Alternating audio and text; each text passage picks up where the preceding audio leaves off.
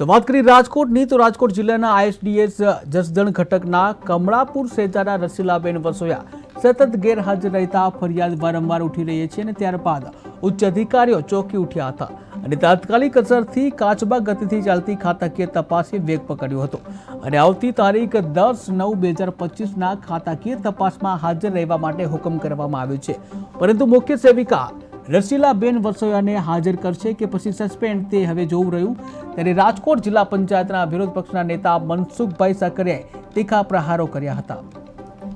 કમળાપુર ખાતે રસીલાબેનની બદલી કરી અને નોટિસ ફટકારવામાં આવી છે, ખરેખર યોગ્ય શું આપની માંગણી છે? જસદણ તાલુકાના કમળાપુર ગામે રસીલાબેન વસોયા છે કે જેઓ આઈસીડીએસ વિભાગમાં મુખ્ય સેવિકા તરીકેની નોકરી કરે છે અથવા તો ફરજ બજાવે છે, જેઓ ઉપલેટા ખાતેથી એક દંડનીય ભાગ રૂપે શિક્ષાત્મકતા પગલાના ભાગ રૂપે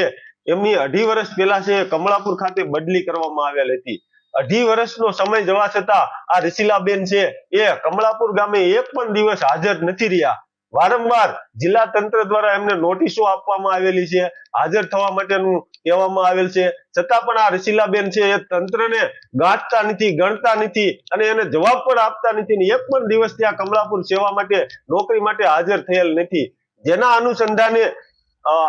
ગત મહિનાની